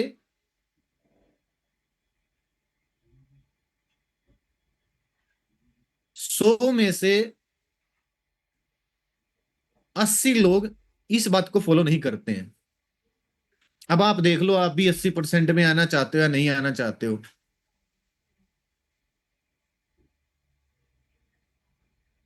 कुछ नहीं ले रहा सूर्यकांत। धीरे धीरे सभी देश एकत्रित हो जाएंगे और इसको सब कुछ विड्रॉ करना पड़ेगा जो जो इसने लगाया है, देख लेना आप। वो तो देश एकत्रित नहीं हो रहे हैं, राजनीति चल रही है। 100 में से 80% लोग भाई इस जो ये मैंने अभी बात पढ़ के आपको बताई है ना, इसको फॉलो नहीं करते हैं। इस वजह से वह डिमांड और सप्लाई जोन में धोखा खाते हैं। और इसका अगर मैं दो शब्दों में गुणगान करूं, जो picture clear demand supply zone दिखता है ना, उसमें काम न करके ऐसे डिमांड सप्लाई जोन जबरदस्ती बनाना जो है ही नहीं, लोग ज्यादातर वहां फंसते हैं। इसके पीछे एक बहुत बड़ा कारण है टाइमिंग का। क्योंकि देखिए, पिक्चर क्लियर डिमांड और सप्लाई जोन आपको थोड़ा सा ज्यादा मेहनत करनी पड़ेगी और ज्यादा दिन में बनता है। लेकिन एक दिन के टाइम फ्रेम में जो ये टूटे फूटे डिमांड सप्लाई जोन होते हैं ना, ये ज्यादा मिलते हैं। और ज्यादा मिलते हैं तो आप इनको ज्यादा बार मार्क कर लेते हो, हर स्टॉक में मिल जाएंगे आपको ये। इस वजह से फंसते हैं लोग। मैं आपको एक एग्जांपल से समझाने की कोशिश करता हूं। मैंने अभी आपको एक स्टॉक के बारे में बताया था, NACIL, NIACL। अब इसमें मैंने आपको मंथली टाइम फ्रेम में दिखाया। अब देखिए, पिक्चर क्लियर डिमांड जोन दिख रहा है सभी को। देखिए, पिक्चर क्लियर का मतलब आप, मैं क्या बोल रहा हूं, पिक्चर क्लियर का मतलब समझिए आप एक बार। प्रॉपर बेस कैंडल, छोटी बेस कैंडल, बेस कैंडल के बाद बहुत बड़ा मोमेंटम हुआ है। अब इसका पिक्चर क्लियर का फायदा क्या है? एक तो आपको एंट्री आसान मिल जाएगी, एक आपका स्टॉप लॉस छोटा हो जाएगा। मेरी बात आई समझ में सभी को? एंट्री अगर आपकी आसान होती है, मार्किंग सही होती है, स्टॉप लॉस छोटा होता है, उसी को तो पिक्चर क्लियर बोलते हैं। लेकिन कुछ लोग पता है क्या करते हैं? अगर मैं एक दिन के टाइम फ्रेम में आऊं, कुछ लोग क्या करते हैं, क्या पता इस एरिया में डिमांड और सप्लाई जोन ढूंढना शुरू कर दें। और दिखा देता हूं आपको। अब ये देखिए,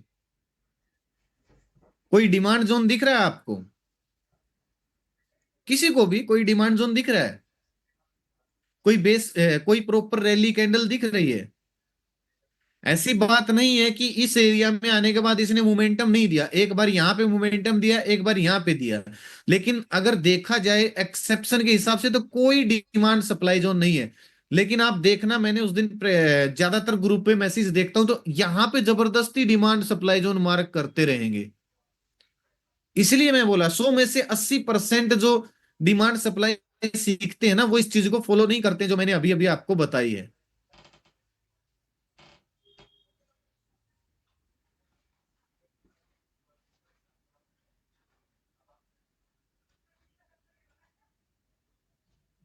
अब मैं आपको एक चीज दिखाता हूं। इस पूरे एरिया में जो भी मैंने सर्कल लगाया, कोई डिमांड जोन दिख रहा है आपको या कोई सप्लाई जोन दिख रहा है? किसी को भी, कोई भी proper proper demand zone, proper supply zone. कुछ लोगों को यहां पे डाउट होगा, लेकिन भागा जरूर है, रैली कैंडल जरूर है तीन, लेकिन कोई बेस कैंडल नहीं है। रैली कैंडल तो है लेकिन कोई बेस कैंडल नहीं है। अगर आपको जबरदस्ती दिखाना है इस जोन के अंदर सप्लाई डिमांड जोन, तो आप ये सप्लाई जोन भी मार्क कर दोगे, आप ये वाला डिमांड जोन मार्क कर दोगे, कोई ये वाला डिमांड जोन मार्क कर देगा। कितने भी ढूंढ लो, मिल जाएंगे। एक बंदा ये कर देगा डिमांड जोन, एक बंदा इसको सप्लाई जोन मार्क कर देगा, कोई इसको कर देगा, कितने भी ढूंढ लो। लेकिन पिक्चर क्लियर कोई नहीं दिखेगा आपको। तो भाई कुछ भी फॉलो मत करना, लेकिन इस चीज को अपने दिमाग में बैठा लीजिए। डिमांड सप्लाई मैं आपको सिखा चुका हूं, मार्किंग सिखा चुका हूं, एंट्री एग्जिट सिखा चुका हूं, ठीक है। लेकिन ये चीजें आपको फॉलो करनी पड़ेंगी। आप अगर ये फॉलो नहीं कर, कौन सा नहीं किया सौरभ? पोली कैब, एक मिनट देखता हूं मैं, एक मिनट रुकना। लेकिन ये चीज भाई आपको फॉलो करनी पड़ेगी। मैं पोली कैब देखता हूँ एक बार, कितने दिन के टाइम फ्रेम है सौरभ? इसमें एक न्यूज भी आई थी भाई। 2024 का बोल रहे हो? एक दिन के टाइम फ्रेम में 2000 कौन से महीने का डिमांड जोन सौरभ?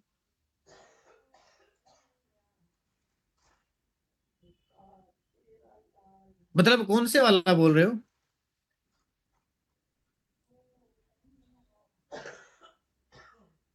कब लगाया था ये वाला सप्लाई जोन?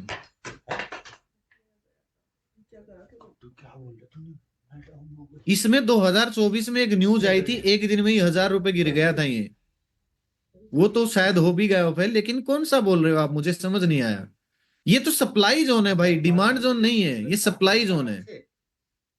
और इसने क्या किया, अगर आप समझोगे बात को, देखिए इन्हें क्या किया।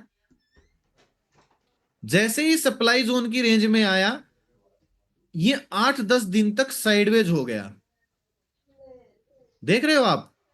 जैसे ही सप्लाई जोन की रेंज में आया, 8-10 दिन तक साइडवेज हो गया। अब उससे हुआ क्या? साइडवेज होने से क्या हुआ भाई? आप बताओ क्या हुआ सौरभ, आपसे पूछ रहा हूं। अगर ये सप्लाई एरिया की रेंज में घूम रहा है पिछले 10 दिन से, तो क्या होगा? जो पेंडिंग ऑर्डर हैं उनको खाएगा या नहीं खाएगा 10 दिन तक? तो जैसे ही पेंडिंग ऑर्डर इसके खत्म हुए, इसने उड़ना शुरू कर दिया। अब इसमें हमको क्या दिखता है, मान लो सप्लाई जोन में जाके कोई स्टॉक अगर 8-10 दिन तक या 3-4 दिन तक भी साइडवेज होता है, तो उसमें से कम उस टाइम के लिए निकल जाओ, क्योंकि आपको एंट्री मिलेगी। देखिए मैं आपको एक तरीका बताता हूं। आपने देखा सप्लाई जोन में है, लेकिन 10 दिन से साइडवेज है। अब 10 दिन में आपको इतनी रेंज मिलेगी या नहीं मिलेगी? मिल गई सभी को। अब आपको करना क्या है वो सुनिएगा ध्यान से। आपने देखा 10 दिन से साइडवेज है, तो आप इसमें से एग्जिट कर लो। अगर आपने मंदी की पोजीशन बनाई है तो एग्जिट कर लो। अगर ये इस रेंज को ऊपर तोड़ता है तो आप इसमें बुलिश बन जाओ, अगर ये नीचे तोड़ता है तो आप री एंट्री कर लो। कुछ समझ में आया भाई? बॉक्स स्ट्रेटेजी भी लग गई यहां पे आपकी। सही लगाया पंकज। सौरभ कुछ समझ में आया मैं क्या बोलना चाह रहा हूं? इसमें से ना कोस्ट टू कोस्ट एग्जिट कर लो, और जितने दिन की भी ये रेंज बनाए आराम से बैठता देखते रहो। अगर फिर से रेंज को डाउन साइड ब्रेक डाउन करता है, इसका मतलब यहां पे नई सेलिंग आ गई। फिर पेंडिंग ऑर्डर तो खत्म हो गए थे 10 दिन में, इसका मतलब नई सेलिंग आ गई। फिर अगर ये डाउन साइड ब्रेकडाउन करता है तो इसका मतलब नई सेलिंग आ गई।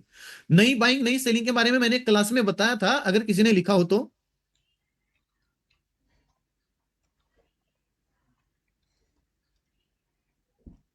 और नई सेलिंग आती है तो आपकी री एंट्री हो जाती है भाई। सभी को ही बता रहा हूं मैं, अकेले सौरभ को नहीं बता रहा हूं ये बात। वही उन्होंने इसका एग्जाम्पल दिया है, इसलिए उसका नाम ले रहा हूं ताकि उसको समझ में आए या ना आए। अब मैं आपको बताता रहा हूं, उसके समझ में ना आए तो फिर मैं फायदा क्या है उसके क्वेश्चन का?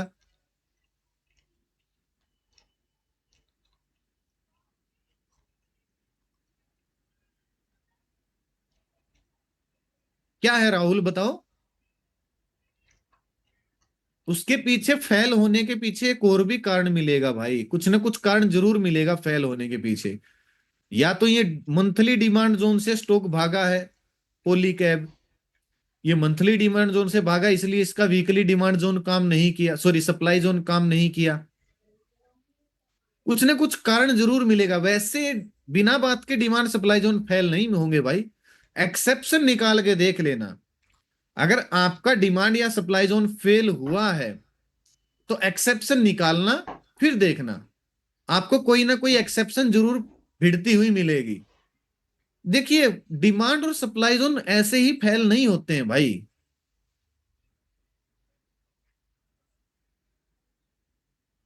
नहीं लगता है, फ्यूचर में डीके नहीं लगता राहुल। और अगर आप पोजिशनली होल्ड करोगे तो फ्यूचर को ही शॉर्ट सेल करना पड़ेगा। हाँ, सेक्टर का सपोर्ट हो सकता है इसको, यहाँ पे सेक्टर का सपोर्ट हो सकता है, मंथली डिमांड जोन हो सकता है, इस वजह से वीकली सप्लाई जोन काम नहीं किया। इसके पीछे कई कारण मिलेंगे। और डिमांड जोन और सप्लाई जोन ऐसे ही फेल नहीं होते, ऐसा मैं इसलिए बोल रहा हूं क्योंकि भाई इनके बाहर मार्केट है ही नहीं।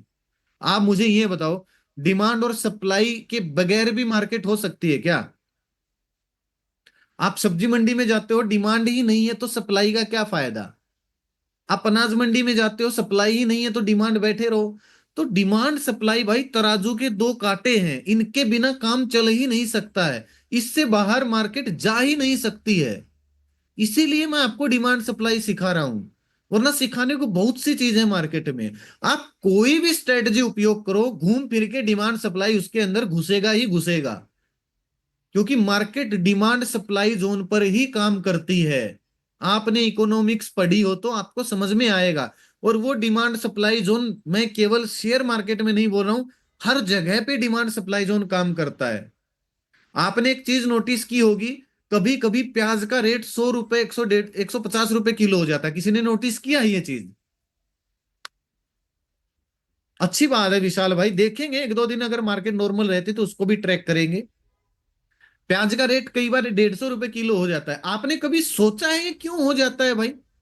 क्यों हो जाता है?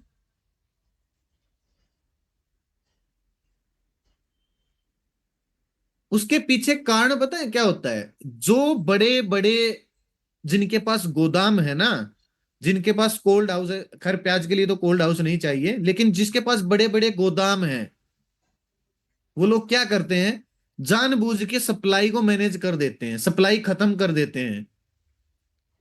अब जैसे ही प्याज की सप्लाई बंद हो जाएगी, डिमांड अगर उतनी ही है जितनी 10 दिन पहले थी, तब भी प्याज महंगा हो जाता है। अब जब सीजन चलता है ना, प्याज का सीजन जब चलता है तो डिमांड सप्लाई जो होती है भर भर के होती है, तो सीजन के दौरान वो उसको होल्ड नहीं कर पाते हैं। हाँ, नवरात्रि में प्याज के रेट सस्ते हो जाते हैं क्योंकि डिमांड कम हो जाती है। तो हर एक चीज डिमांड और सप्लाई पे टिकी हुई है। सेम शेयर मार्केट में है भाई। अडानी पर, अडानी के ऊपर क्या आरोप लगे आपको पता है? कभी आपने पढ़ा है जो सबसे मोटा आरोप क्या लगा है अडानी के ऊपर? मैं बताता हूं। अडानी के ऊपर एक आरोप यह लगा है कि गौतम अडानी ने दूसरे देश में शेल कंपनी बनाई और अपने रिश्तेदारों से अपने ही शेयर बाय करवा दिए। नहीं, रिश्वत का तो लगा ही लगा है। प्राइस मैनिपुलेशन कब होगी भाई? आपने बता तो दिया कि प्राइस मैनिपुलेशन का आरोप लगा, लेकिन प्राइस मैनिपुलेशन होगी कब? कंट्रोल होगा उसके हाथ में तभी तो होगी। डिमांड सप्लाई अगर अडानी के हाथ में नहीं है तो प्राइस मैनिपुलेशन कैसे हो जाएगी? अब उसने क्या किया, नकली कंपनी बनाई दूसरे देश में, अपने जानकारों के, अपने रिश्तेदारों के नाम पे। और उन जानकार और रिश्तेदारों ने क्या किया, अडानी इंटरप्राइजेज के शेयर बाय करके होल्ड कर लिए। भाई शेयर तो लिमिटेड ही है ना, अनलिमिटेड तो नहीं है ना, शेयर लिमिटेड ही होंगे। अब उसने क्या किया, उसके ही बंदों ने अपनी ही कंपनी के शेयर बाय करके होल्ड कर लिए। होल्ड करते ही डिमांड सप्लाई कम हुई या नहीं हुई, मुझे ये बताओ। डिमांड तो उतनी ही है, डिमांड उतनी ही है जितनी चल रही है, डिमांड तो उतनी ही है। लेकिन खुद की कंपनी के शेयर होल्ड करे खरीद के। और यहां इंडिया में क्या दिखाया कि एफआईज ने खरीदे हैं, यही दिखाया ना। इंडिया के हिसाब से तो वो एफआईआईज हो गए क्योंकि दूसरे देश की कंपनी थी, शेल कंपनी थी। तो इंडिया में क्या दिखाया कि एफआईआईज ने खरीदे हैं। लेकिन वो थे कौन? अब अडानी के ही बंदे थे। उन्होंने शेयर खरीदे, होल्ड कर लिए। होल्ड करते ही पब्लिक के अंदर जो शेयर थे, किसी ने होल्ड कर रखे थे, किसी ने नहीं, उन्होंने आपस में बेचे खरीदे, बेचे खरीदे। धीरे धीरे सप्लाई कम होती गई, डिमांड बढ़ गई। डिमांड बढ़ते ही अडानी के शेयर आपको पता है कितने गुना गुना हो गए थे? पता है आपको? हाँ, डिमांड जोन है पंकज। आने दीजिए वहां पर पहले। अब जैसे ही अडानी के शेयर होल्ड हुए, डिमांड बढ़ गई, सप्लाई खत्म हो गई, और शेयर 10 गुना तक हो गए, 10 गुना, 15 गुना, 5 गुना, 7 गुना, ऐसे शेयर हो गए। फिर उन्होंने क्या किया, अपने जो होल्ड कर रखे थे ना शेयर, जिस जो सप्लाई रोकी हुई थी, वो डंप कर दी, बेच दिए सारे ऊपर के रेट पे। अब सप्लाई बढ़ गई, डिमांड कम हो गई, तो स्टॉक गिर गया। मेरा कहने का मतलब ये है कि डिमांड सप्लाई से बाहर आपको कुछ दिखता है क्या मार्केट में, कोई और फैक्टर काम करता दिखता है? क्या लगता है आपको?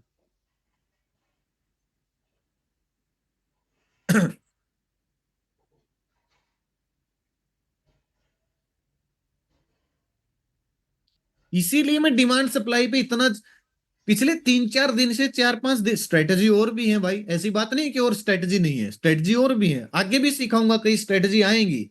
लेकिन मैं पिछले 4-5 दिन से डिमांड सप्लाई पे फोकस इसीलिए कर रहा हूं, ताकि सभी एक्सेप्शन आपको समझ में आ जाए। न्यूज भी तभी काम करती है भाई, जब डिमांड सप्लाई को मैनेज कर लिया जाता है, तभी न्यूज काम करती है।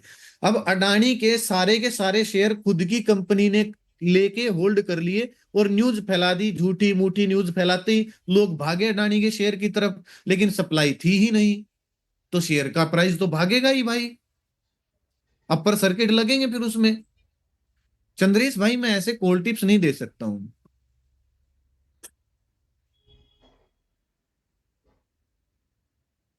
चलिए भाई, ये कल करते हैं ये, ठीक है? आज यहीं खत्म करें क्लास को, 9:40 हो गए भाई। यहां से कल शुरू करते हैं।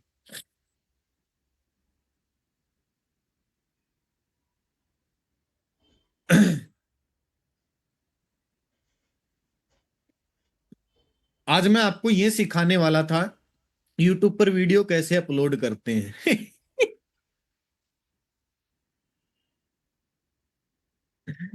यहाँ पे आपको सिखाता, आज मैं अपनी वीडियो पे 1989 व्यूज आ चुके।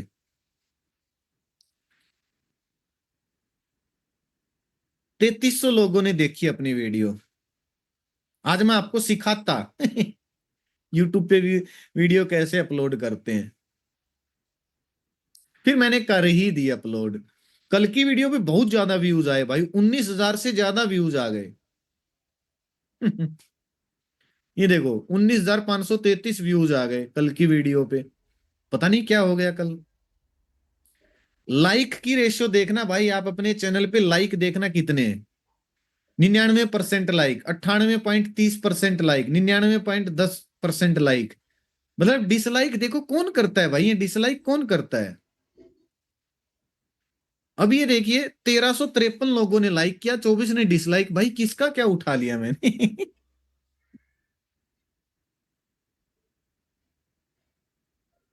ईएमए होती है डेली वीडियो में, एनालिसिस की वीडियो में अभिनव, ईएमए पे ही काम करना है।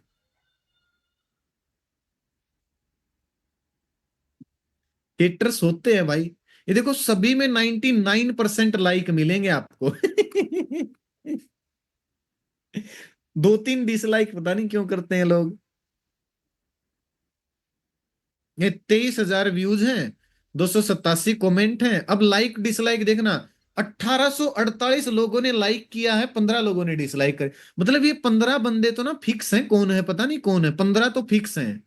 14-15 ये तो फिक्स है, कौन है पता नहीं।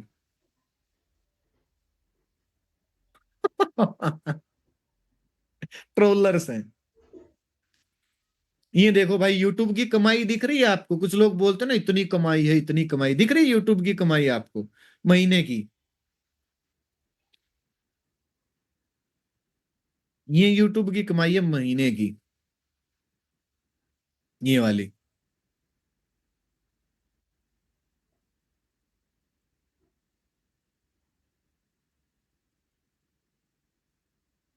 प्रेम भाई, होमवर्क आपका जो क्लास में पढ़ा है ना, इसकी कम से कम 2 से 3 बार प्रैक्टिस किया करो, यही होमवर्क होता है। नहीं लगता फ्यूचर में टाइम डीके, नहीं लगता भाई राहुल।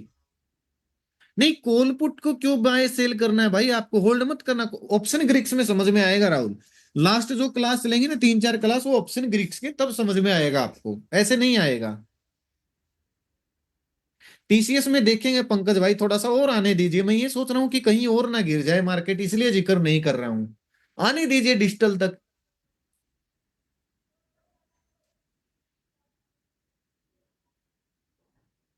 अभी तो बहुत क्लास पेंडिंग है भाई, 9 10 क्लास पेंडिंग होगी अभी तो।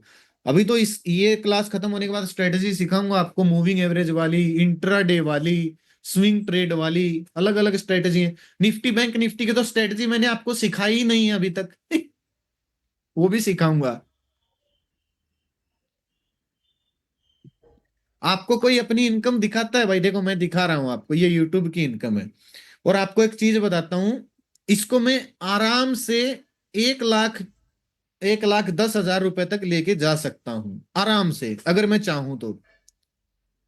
मेरे को बस उन लोगों की तरह वीडियो बनाने की जरूरत है, भड़काऊ भड़काऊ थंबनेल लगाने पड़ेंगे, और कुछ भी बकवास बोलनी पड़ेगी, तो यहाँ पे 1 लाख हो जाएगा। एक दिन की नहीं है संजय भाई, ये देखो 28 दिन की, लास्ट 28 दिन की, पूरे महीने की है ये। 1 1.5 लाख में आराम से कर सकता हूं इसको, 28 दिन की। लेकिन भाई मेरे से ना वो वीडियो बनाई नहीं जाती, पता नहीं क्या दिक्कत है मुझे। और अगर मैं स्पॉन्सर, सब्सक्राइबर देखो आप कितने हैं, 3 लाख 60 हजार सब्सक्राइबर हैं। तो मेरे को एक वीडियो स्पॉन्सर करता हूं तो कम से कम 50 60 हजार तो वो बोलते हैं, अगर मैं बोलूं तो लाख भी दे देंगे। एक वीडियो अगर मैं बताऊं, कमेंट पढ़ता हूं संजय भाई, एक वीडियो अगर किसी कंपनी की स्पॉन्सर में बना दूं, हर हफ्ते में 2 वीडियो भी बनाऊं, तो महीने के 5 6 लाख हो गए भाई। पर मैं नहीं बनाता हूँ, पता नहीं क्या दिक्कत है मुझे। कुछ लोग बोलते हैं बना लिया अगर, नहीं मन करता भाई। और ना ही मैं कभी बनाऊंगा, पता नहीं, मन नहीं मानता भाई। और जिस काम के लिए मन ना माने ना, वो करना नहीं चाहिए। अब भाई हमारा काम ऐसे ही बहुत अच्छा चला हुआ है, हमको क्या जरूरत है पंगे में जान देने की।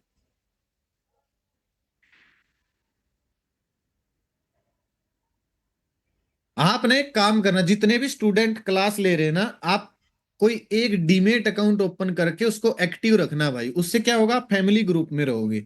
और फैमिली ग्रुप में रहोगे ना, तो जितनी भी आगे क्लास चलेंगी ना, कोई स्पेशल क्लास होगी, जैसे कि 3 महीने वाले में एक बार कोई स्ट्रेटजी पता लगी, वो आपको सिखा दी। कोई स्ट्रेटजी अपग्रेड हो गई, वो आपको सिखा दी। कई बार लाइव भी आया करेंगे। बहुत सारी चीजें आपको वहां पे देखने को मिलेंगे। तो एक कोई एक अकाउंट ओपन करके एंजल में कर लेना, सबसे बढ़िया है।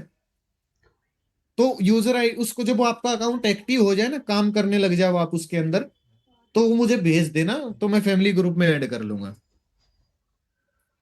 लिंक मैंने ग्रुप में डाल रखे हैं। परसों डाला था। हमारा जो पब्लिक ग्रुप है ना, मार्केट यात्रा वाला, उसमें डाला था परसों। आप अकाउंट ओपन करके मुझे भेज देना जब एक्टिव हो जाए आपका अकाउंट।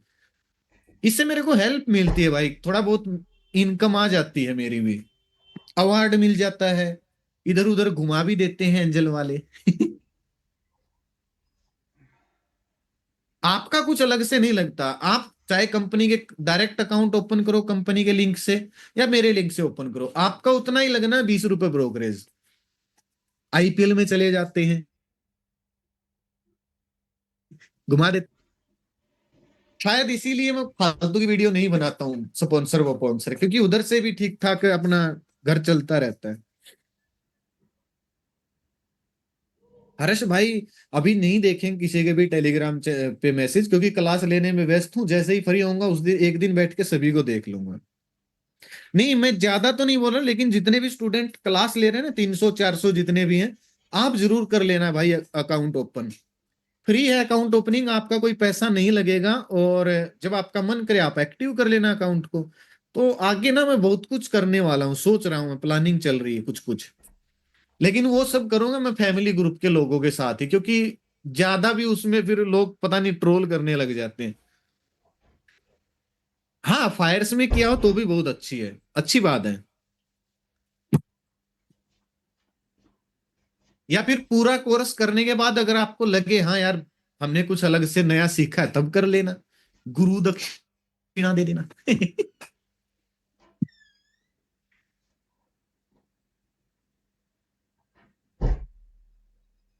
नहीं, दो तो नहीं बन सकते एंजल में, ट्रांसफर हो सकता है, लेकिन उसके लिए मैं एक बार बैच ले लूं, उसके बाद आपको मैसेज कर दूंगा, ट्रांसफर देख लेंगे हो जाए तो।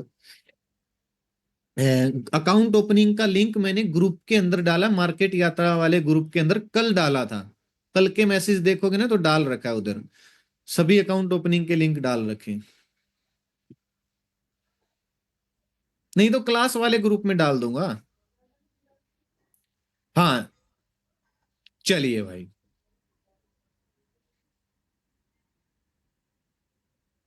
और अगर किसी का पहले से एंजल में अकाउंट है भाई, वो मुझे कोड दे देना, और उसका मैं मेल कर दूंगा और मेरे अंडर में आ जाएगा वो फिर। मेरी ख्याल से 15-20 लोगों का तो आ सकता है 1-2 महीने में, इससे ज्यादा का तो शायद नहीं आएगा, फिर अगले 3 महीने बाद आएगा बाकी के लोगों का। अरे भाई बहुत ज्यादा लोगों का पहले से अकाउंट एंजल में। कोई नहीं, एक बार ये बैच ले लेते हैं, 4-5 दिन, 10 दिन का, 15 दिन का, जो भी है, उसके बाद आराम से बैठ के, और यूजर आईडी आप मुझे दे देना, तो मैं एक्टिव अकाउंट की देना भाई, जिसमें आप काम करते हो, वरना डीएक्टिवेट का फायदा नहीं है, तो मैं एंजल में शिफ्ट करवा लूंगा उसको। Client code, client code. हाँ कीर्ति, बाद में दे देना आप, क्लास एंजल में पहले से है तो दे देना कोड मुझे। जिसका भी होगा वो करवा लूंगा, जिसका नहीं होगा तो भाई क्या कर सकते हैं। हम्म, नहीं जीरोधा का नहीं है भाई, जीरोधा तो डिस्काउंट ब्रोकर है, उसका सब ब्रोकर नहीं, मैं एंजल का हूँ। चलिए भाई, गुड नाइट सभी को, जय माता दी। कल मिलते हैं क्लास में इसी समय, तब तक ख्याल रखें, खुश रहें, स्वस्थ रहें। शुभ रात्रि सभी को, गुड नाइट। राधे राधे।